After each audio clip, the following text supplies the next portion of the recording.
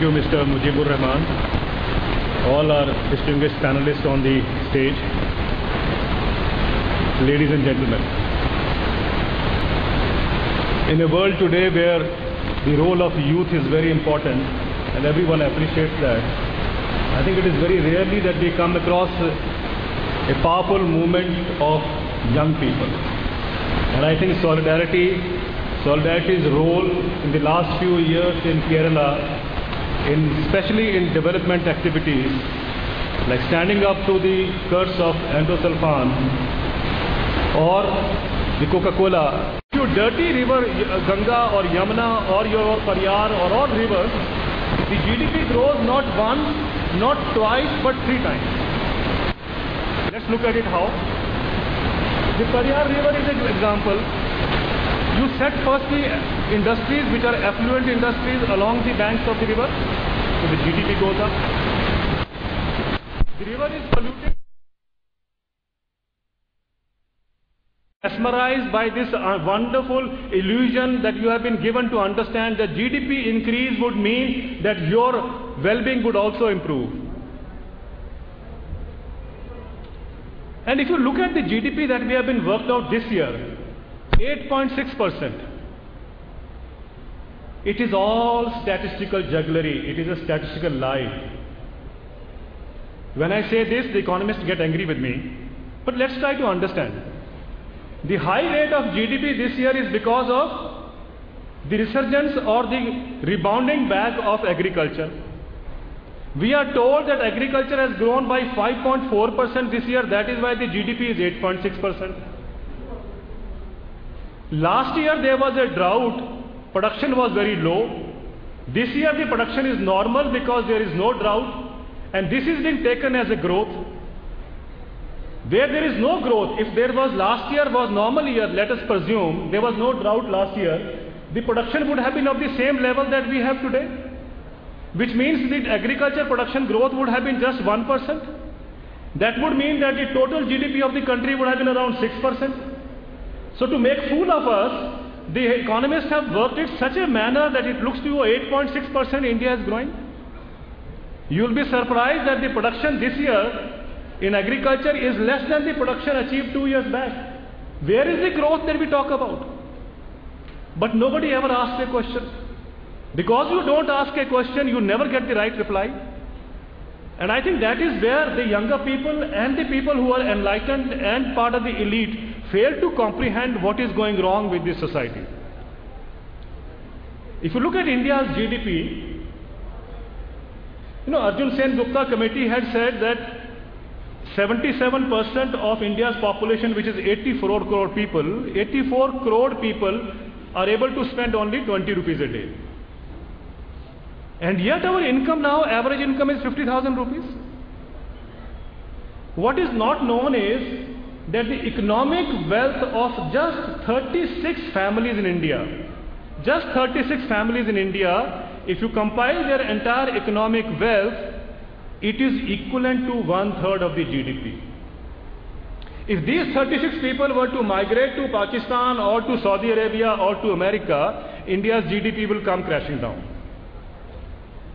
But then there is a kind of a race that is happening. If you look into the media, it tells you how that one person was from a poor family, he became a millionaire. The other person was also from a poor family, he became a film star.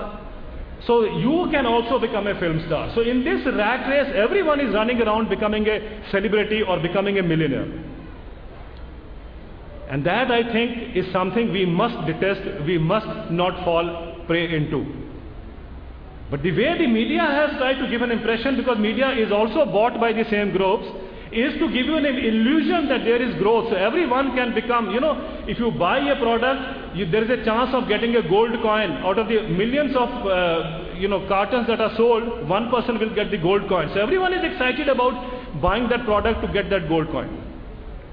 If that is development, I think, ladies and gentlemen, we'll have to start rethinking.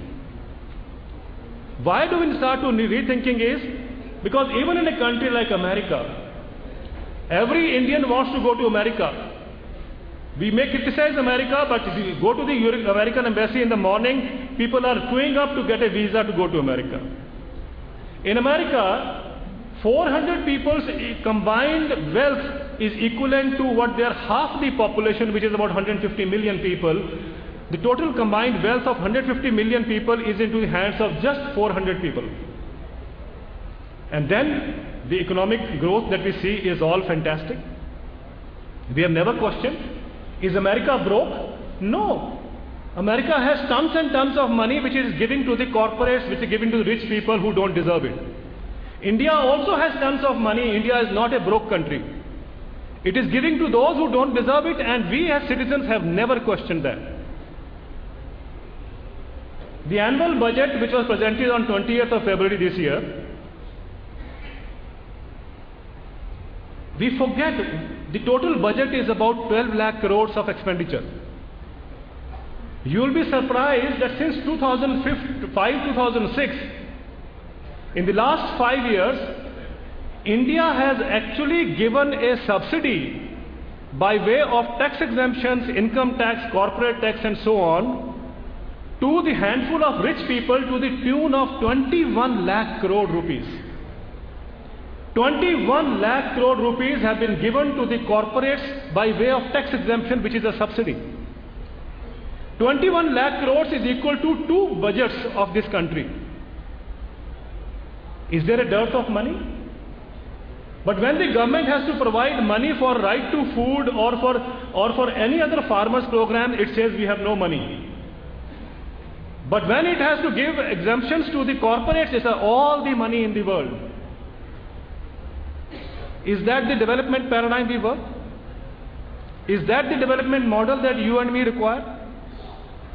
I'm sure that is what the solidarity movement is talking about, that we need a kind of a holistic pattern of development where the small and the poor and the rich also are able to vibe together. And that is what the struggle should be.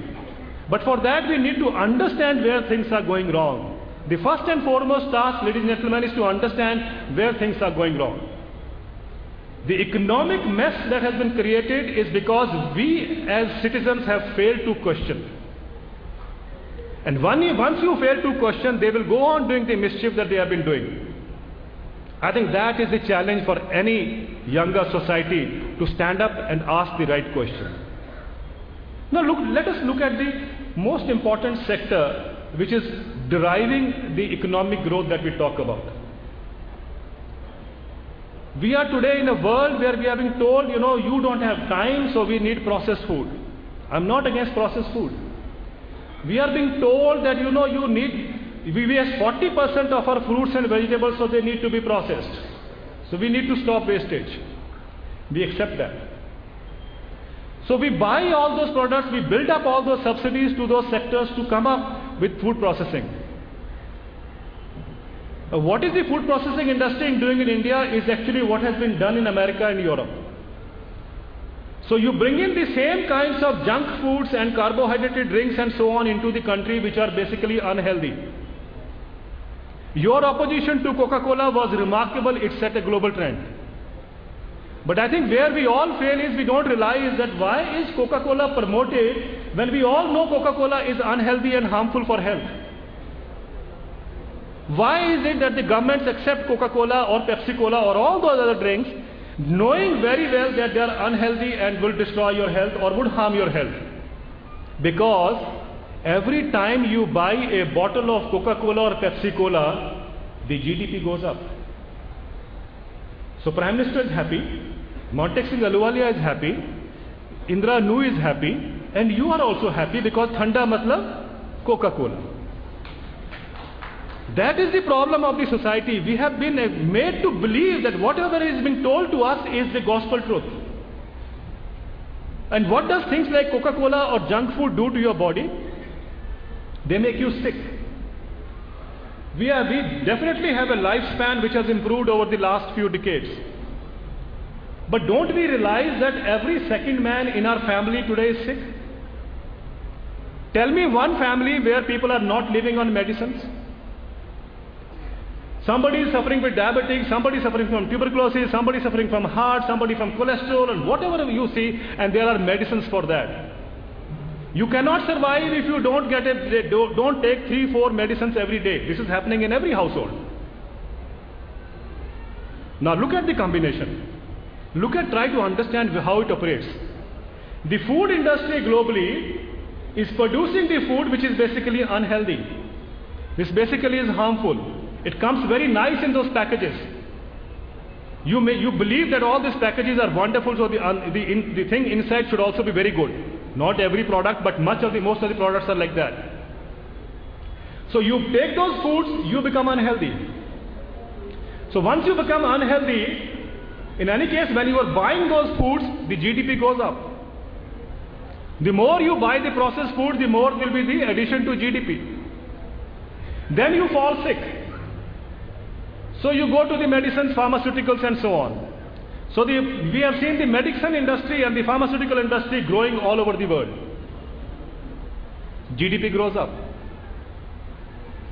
Once the pharmaceutical industry grows, insurance industry also grows. So look at the combination: food, medicine and insurance. You will be surprised that the insurance industry actually is investing more in the food industry today. Why should insurance companies be investing in the food stocks? $2 billion of investment has been made into the stocks of the food companies. Because the more harmful food you create, more medicine you will require and more insurance you will require. So basically the world is being run by three kinds of companies: food companies, pharmaceutical companies and insurance companies, and this is how the GDP goes up. And we somehow believe this is a wonderful model. I think one medical doctor, Dr. Kabra, and I never forget quoting him, he said the right statement. He said, actually, we have learned the art of keeping a sick population alive for long. Ladies and gentlemen, we are a sick population. We are a sick population. We are alive because we all live on medicines now. And we have failed to understand that the reason behind all this is our quest or our desperation to increase the GDP. Somehow we never understood what is GDP. So the more the Jersey cows come into India and you try to improve that milk production, the more the GDP will go up. But the more you try to raise your own traditional seeds, if you don't buy genetically modified seeds, the GDP will not go up. So Prime Minister has an incentive, the governments have an incentive because they want GDP to go up. So any kind of seed, whether it is bad or good, is sold, which means the GDP will go up. So I think we need to be careful and watchful of what GDP can do, what havoc it has created all over the world. And no wonder, when the system collapsed in 2008, the economic model had collapsed. To revive that economic model, the world has pumped in $20 trillion of money, $20 trillion of bailout. $20 trillion, ladies and gentlemen, I did an estimate. If you had $2 trillion, you could have wiped out hunger and disease from the face of the planet. The world has no money for removing hunger and disease from the planet. $2 trillion, nobody has money. But when you have to give it to the corporate and the corrupt and the rich, they pumped in $20 trillion in the name of economic revival package. That is not the development that we should be talking about. And that, I suppose, is the challenge which groups like Solidarity have to flare up, have to make the country understand. We are also now moving on to a stage where we are being told you don't have to produce much. We are being told it is not economical to produce food within the country. We are being told that, farmers should be displaced, pushed out of agriculture into the urban areas. Now let me explain to you or make you understand what is going to mean by this food insecurity to the kind of solidarity movement that you are talking about. I think the best way to do is to compare the two biggest democracies, America and India. 60 years back, when India got its independence, 64 years back, the number of people in America who were involved with agriculture were 10% of the population. In India at that time, 80% of our population was involved with farming. The average farm size in America at that time was 50 hectares.